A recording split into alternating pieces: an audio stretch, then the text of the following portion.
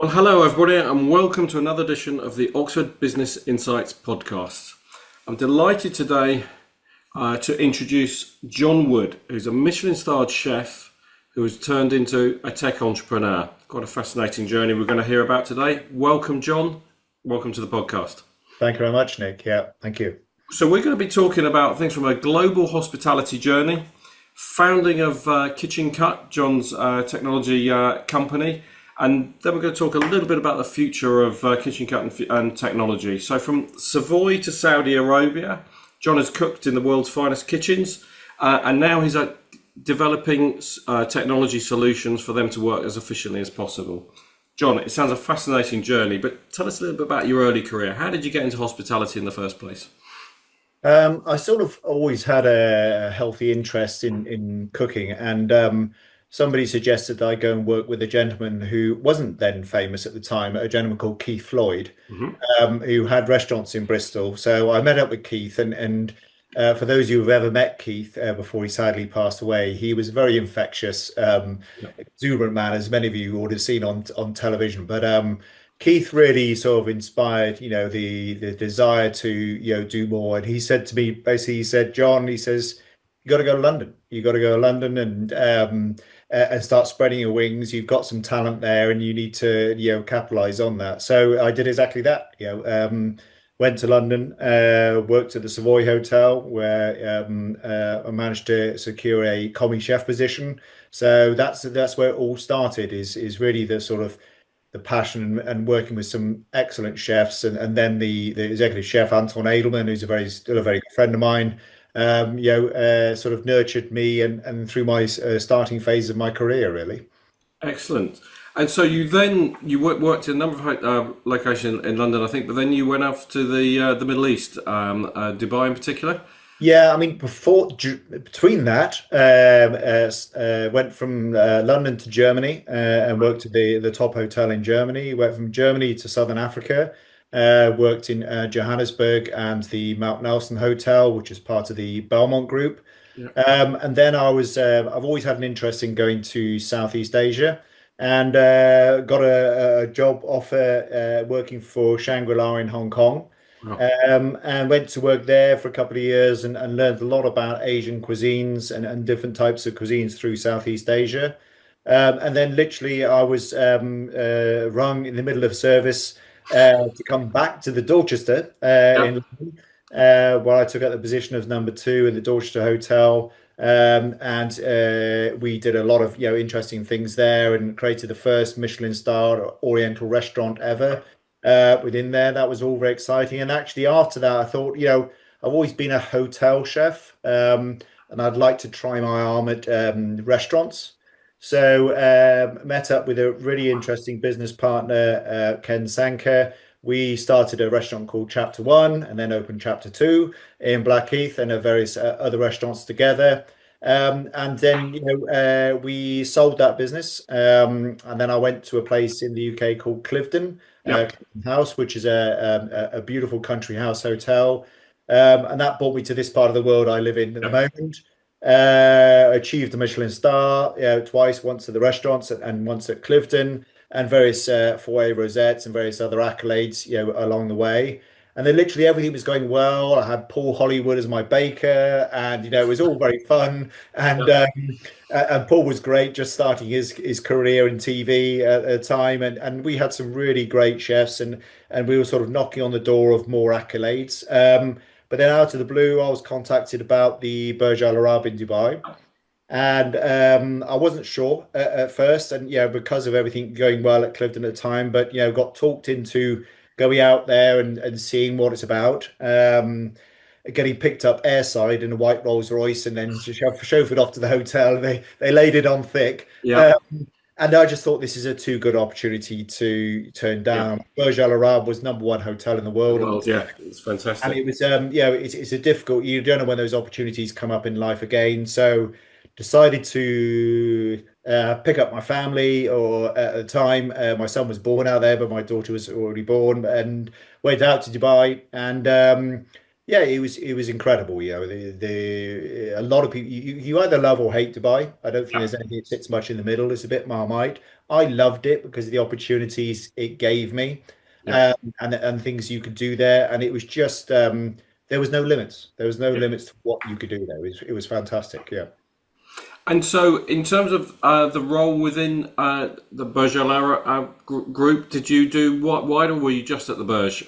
So yeah, after a couple of years, they obviously thought I was getting bored, and I don't think I was working 110 hours a week. But anyway, they said, look, would you take over the Jumeirah Beach Hotel? So Yeah. it's another 900 bedroom, 27 outlet hotel. Yeah. So in total, I had 500 chefs. I had 37 outlets I looked after. We were doing about 11,000 covers a day across both hotels. So it was huge operations, hugely complex. Yeah. As part of that. And then I was also training up and developing the chefs for the first stage of Madnat Jumeirah, Yeah. which has now got 5 stages to it.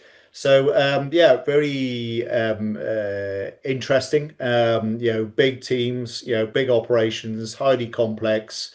Required a lot of structure and organization, to deliver that on a daily basis. And yeah, it was fascinating. Yeah. Excellent. Well, I'm guessing there might be a little bit of a clue in what you've just said as to why you then got into some of the more software, the operational side of this subsequently. Because if you're operating, hundreds of chefs, thousands of covers a day, you've got to be pretty systemized, even if you're operating at the rarefied level of the Burj Al Arab, etc. Yeah, I mean, my father was a chartered accountant, so I always had an interest in figures, and which is unusual for a chef, 'cause chefs we just like to cook mostly, but I always had a fascination. I could see figures really quickly, and I always had an interest in technology, not only from a culinary perspective, which fascinates me, and what was being done then. But also thinking about how you structure and organize places, and Yeah. when you work in places like Germany, where it's very systematic Yeah. and process driven, that's for me, that's the only way to run a kitchen. Particularly big and complex kitchens, but even smaller ones, I always had very good processes in place. If you want to achieve a Michelin star or high accolades, you need to be consistent, and the only way to be consistent is have really detailed specifications that everyone follows exactly the same, whether you're there or not there.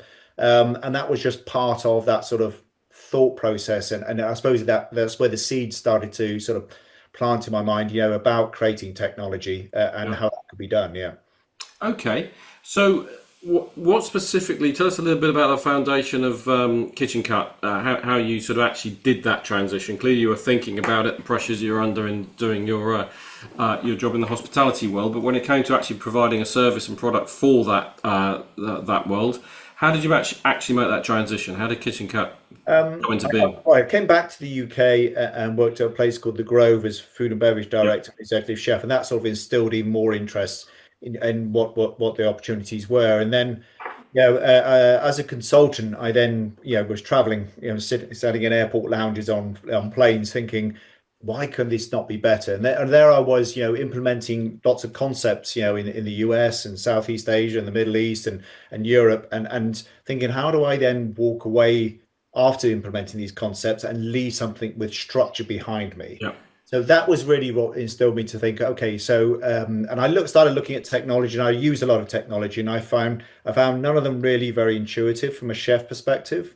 And I struggled, and I love this stuff, and definitely my chefs used to struggle with technology. So, and that's what made me think, maybe I can create something that, rather than just creating a big piece of technology that can be forced down upon operational teams, is build it in the opposite direction to everybody else and Yeah. saying, why don't we create a piece of technology that's brilliant for chefs and operators? Because then they'll use it.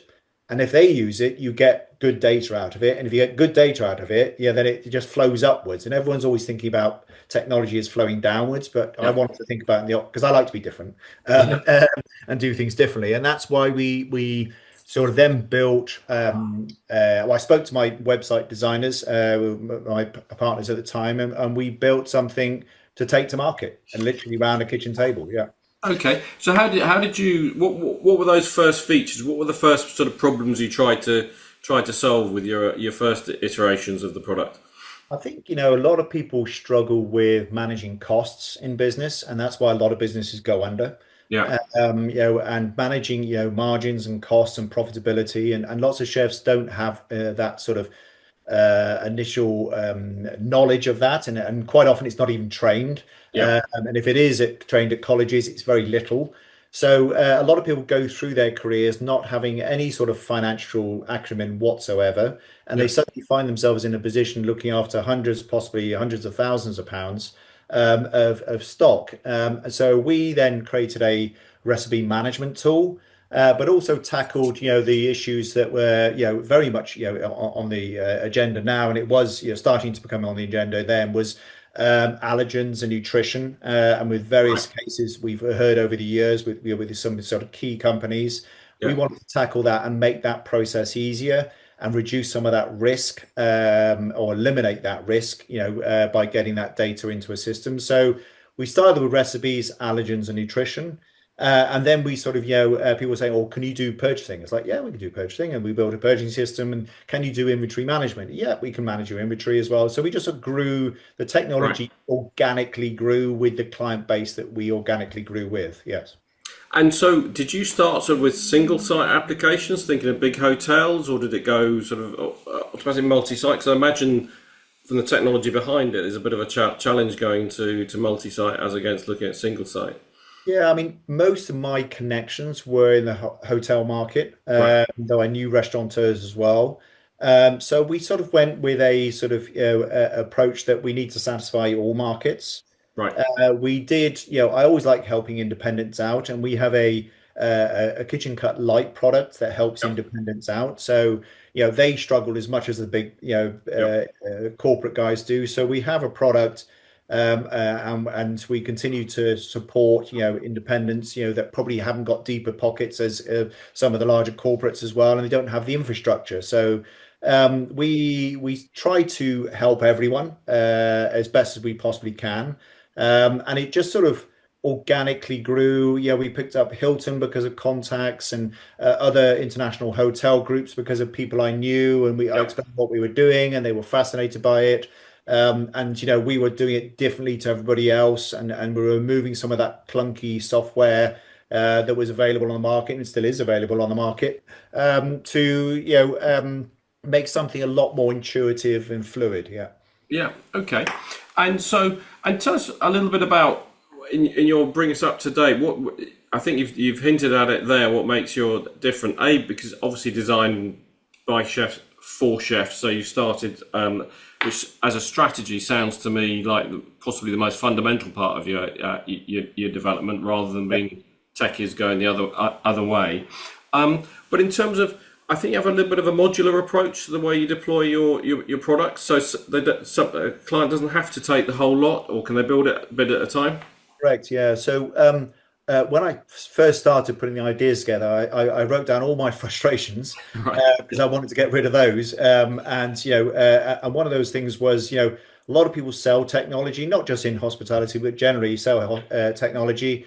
And you'll look at it as an end user and say, well, I only use 10% of that. Why am I Yeah. paying 100% of the fees?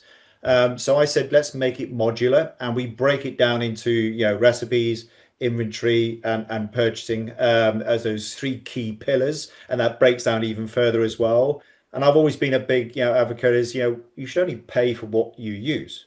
Yeah. So it's as simple as that. We have unlimited users, unlimited capacity inside the system, but the modules you use are the only ones that you want to use. So you shouldn't be paying for Yeah. something else. So that was always our mantra. And one of the key things as well, is customer service. I'm from the customer service Yeah. industry. I'm obsessed with it. And a lot of the tech companies, you go through some sort of chat bot and not be able to speak to somebody. You always want to be speaking to somebody, particularly Yeah. chefs. We love chatting to people. And we have a very detailed, customer service program in place, making sure we handhold people through the process. Typically, people in hospitality are not technically driven.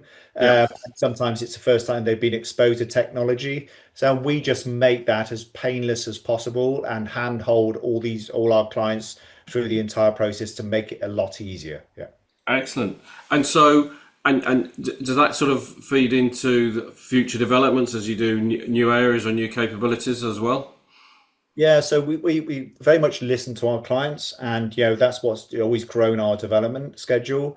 and people are saying, can it do, and would it be great if it could do this? And we're always speaking to our clients and saying, what else would you like it to do?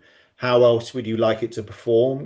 What else would you like to see on there? And that, we have a constant, development program in place, and we have releases every 2 weeks as part of that. And we look through that and discuss, what will really benefit not just one client, but sometimes multiple clients. And that, that's how we prioritize and what we're going to do. So helping as many people as possible, with tweaks to that technology, or making it easier, or making it more intuitive, or and that's what we're constantly looking at, is evolving the product. And the product we have 12 months ago is different to the product we have now, and 12 months time it will be different again. So we're just evolving and moving with times as part of that. One of those things is CO2 emissions. So we've now got a partner. ESG is a big part of lots of hotel businesses at the moment, and looking at that. So we can now automatically, as you write your recipes, not only is it doing costings, allergens, nutrition automatically for you, pulling from data from suppliers, you can now have CO2 emissions for all your menus and recipes as well. So having those carbon emissions available, it's not caught on, hugely. With larger groups, we sell a lot of it. Some of the smaller groups, when you get that level of automation, these things will evolve over time. And so we're always trying to keep one step in front of everybody else, looking at waste management now and looking at how we can support that, whole process as well. It's fascinating because even just looking at some of your major clients, I know you're in over 40 countries, I think it is.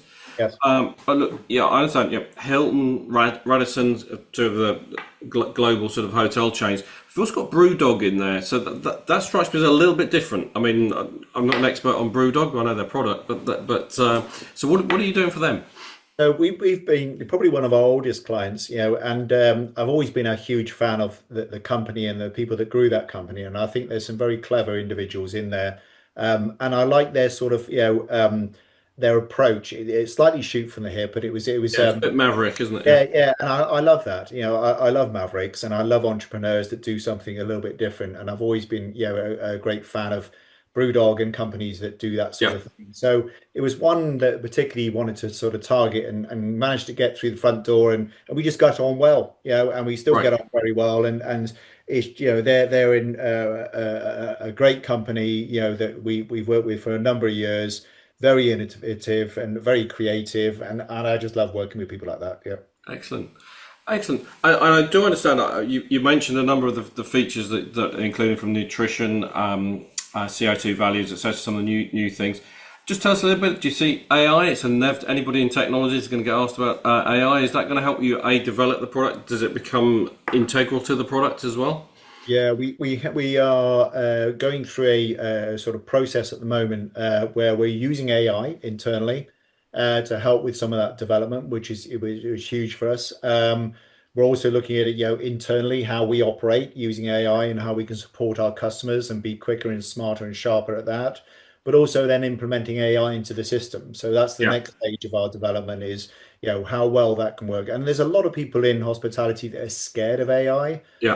We think it's going to steal jobs, and as part of that, and we look at it differently. We're looking at our technology and AI being a key part of our future growth, is understanding that all this does is help you deal with the stuff you don't like doing faster and easier, so you can do the stuff you do like doing. Absolutely. And actually, the stuff that AI can't take over, and some people may argue with this, is customer service, creating new dishes, looking after customers, training the chefs and the teams on creating those dishes, and spending the stuff, at the time doing the stuff that you really enjoy, because that's typically why chefs become chefs, and not doing administrational paperwork for 5 hours a day.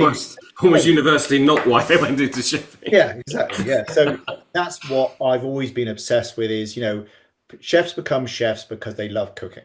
Yeah. They love, creating dishes, and they love tasting food, and they love training other chefs, hopefully, and evolving that and speaking with their customers and making people happy. They don't become, chefs because they want to do administrational paperwork. So we're looking at ways of reducing that. Yeah.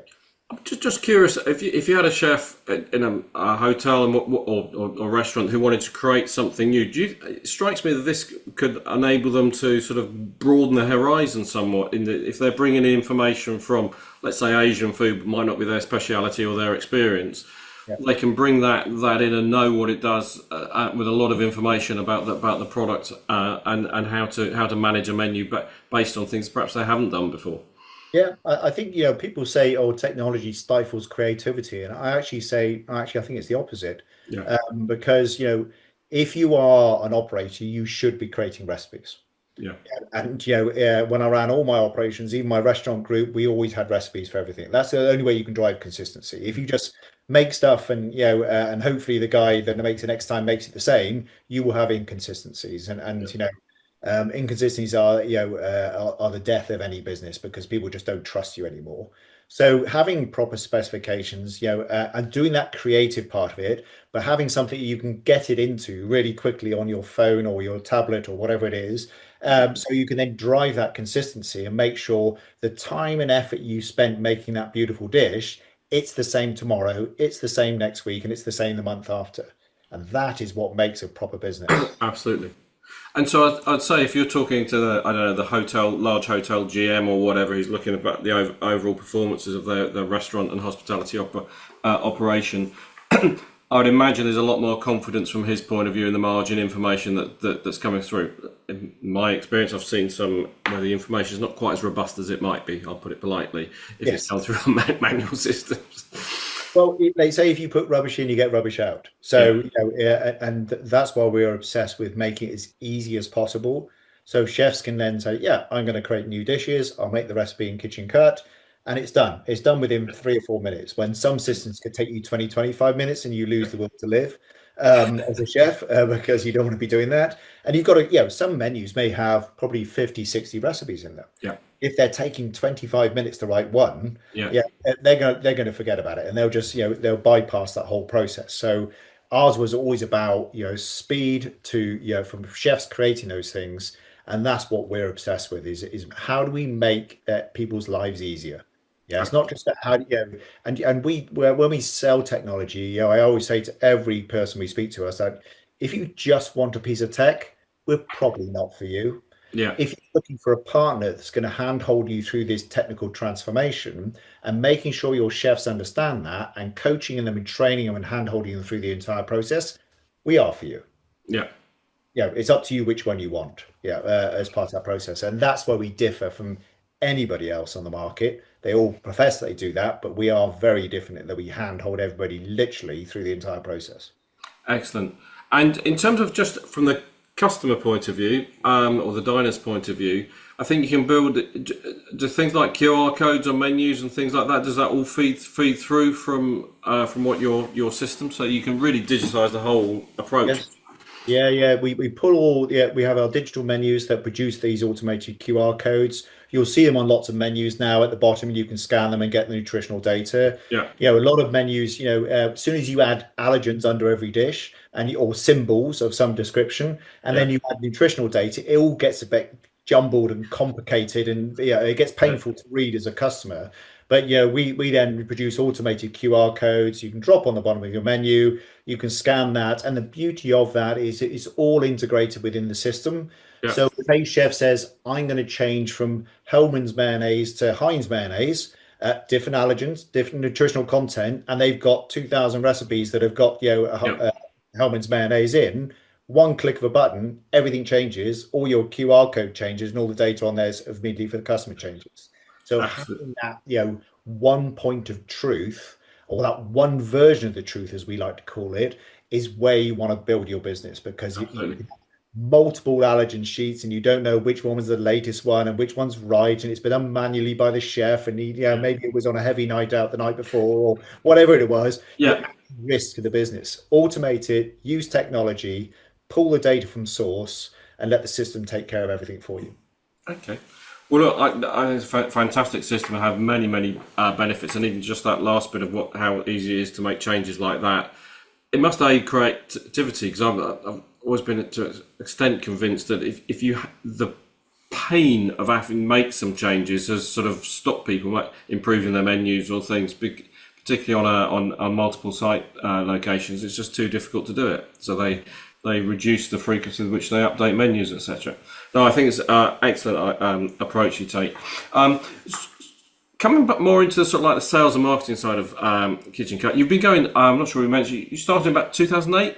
Is that right? Or, Yeah, sort of 2008 round a kitchen table. We officially launched in 2011. Yeah. right. Okay.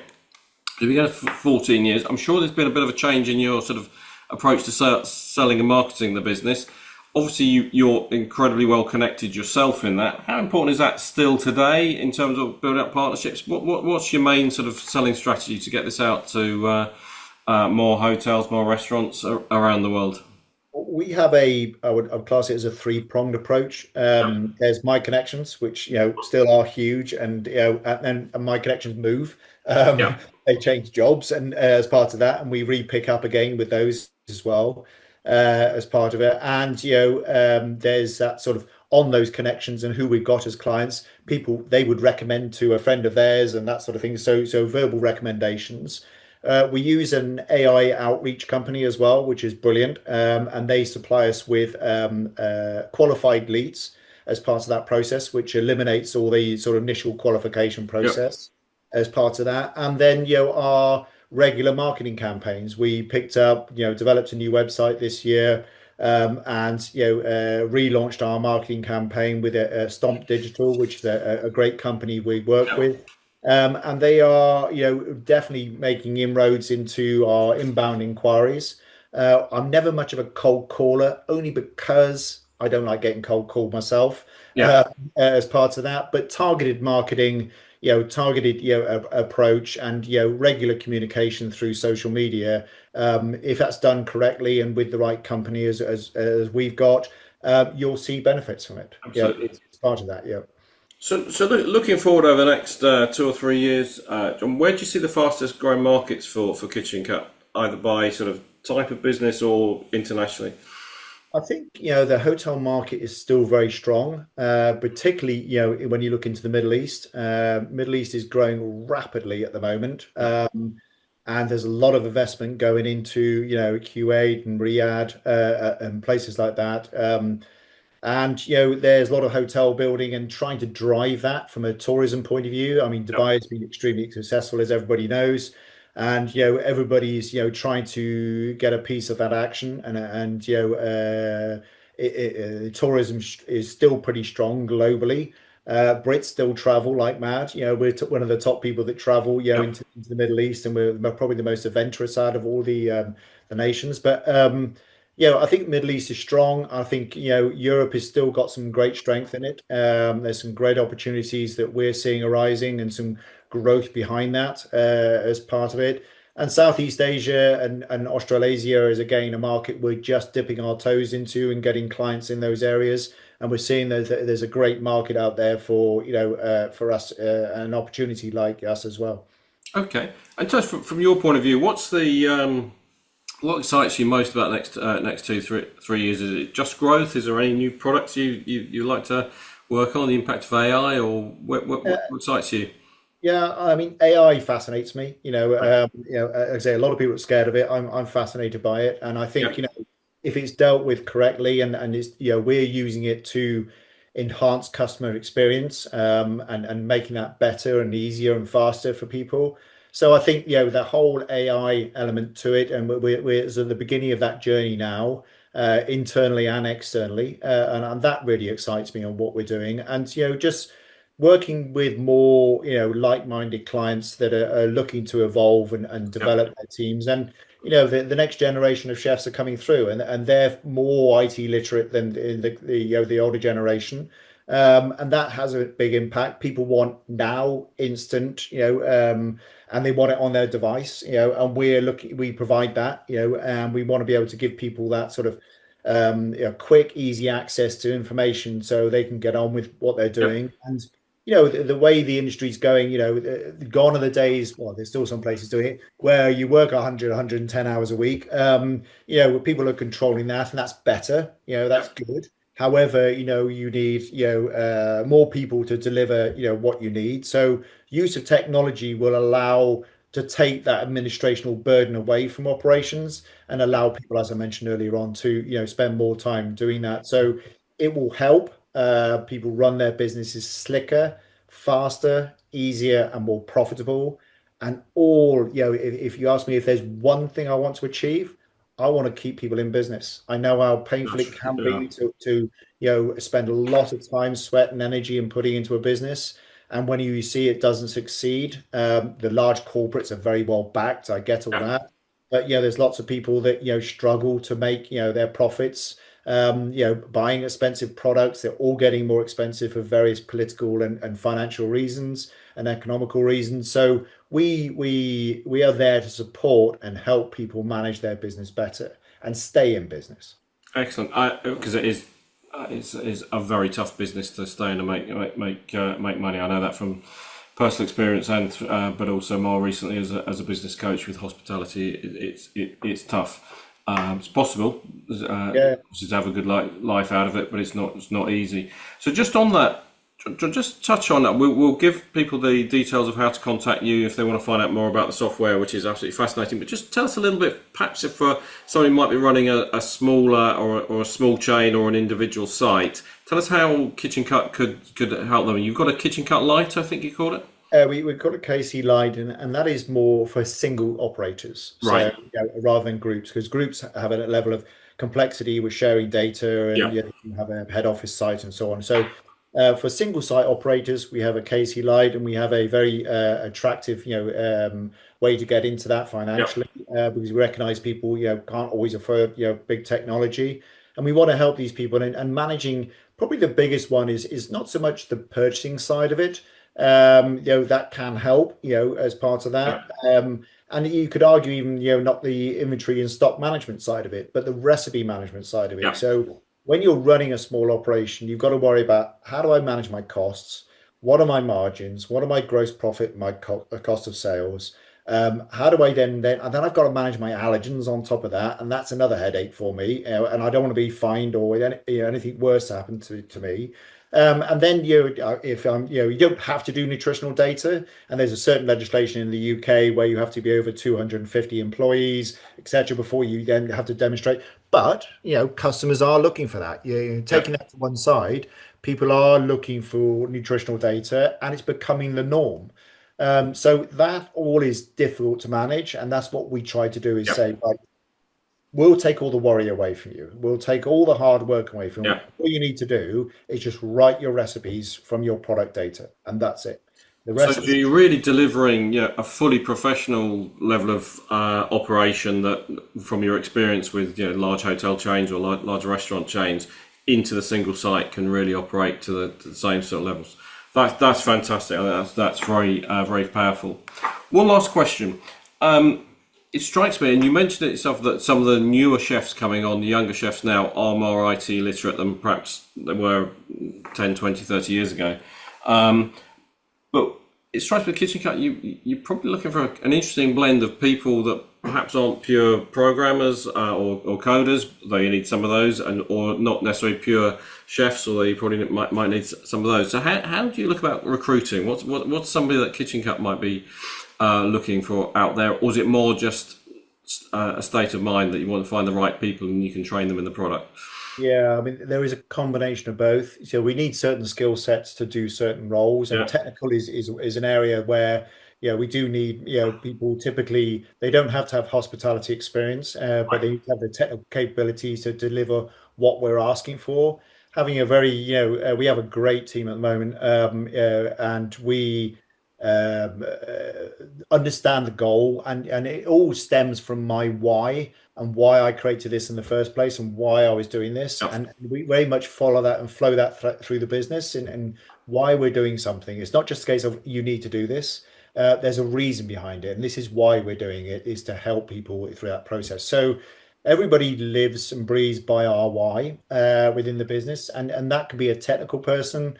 Customer service, we're obsessed with, as I mentioned earlier on, and typically we employ a lot of people from the industry in that area, not necessarily from the tech point of view, but from customer success, from an onboarding point of view, and people that have been exposed to hospitality industry, because it's quite unique, Yeah. and the people in it are quite unique. And some of them can be very demanding, and we have some interesting characters we work with, and we love working with, as part of that. But it's understanding that hospitality is different to any other business. In principle, it's the same. We're buying stuff and we're selling stuff and you're taking people's money from it. We're trying to make a profit, but it's different in that creativity element and that sort of customer service part of it that differs from anything else. So yeah, we tend to employ people from hospitality, have a technical interest. And then it's more about attitude as opposed to ability. Well, I love employing, and I've always been employed on attitude. And quite often I'll take a weaker candidate, but this person that's got the right attitude. And I've done that for my chefing career. As part of that, and as long as once you've got the right attitude, you can teach anything. Excellent. Well, John, thank you very much for telling us about that amazing journey that you've made. I honestly say, although I've been in and around the hospitality industry a bit myself, I've not really come across many people who've made that sort of transition from frontline high level chef into the technology side. So congratulations on what you've done. I know it's a great product, and I wish you every success with it. So if there's anybody watching this needs to get in touch with you or wants to get in touch to find out more, what's the best way? Website, LinkedIn? Website, LinkedIn. Contact us through any of our social media channels. We'll get straight back to you. The website, you can make inquiries and we can show you the system and demo the system for you, anything like that. So anyway, go onto Kitchen Cut website and all the details are on there. All our social media channels are on there as well. And just reach out to us and we'd love to speak to you. Excellent. Okay, well, look, thank you very much for that time. Thank you very much for listening to the Oxford Business Insight podcast. So we've heard today from Michelin stars to SaaS solutions. John and his team at Kitchen Cut are proving that there's a recipe for hospitality success, and it's a part passion, part technology, and a lot of the right people as well, as we've just heard. John, thank you very much for your time. My pleasure. Thank you, Nick.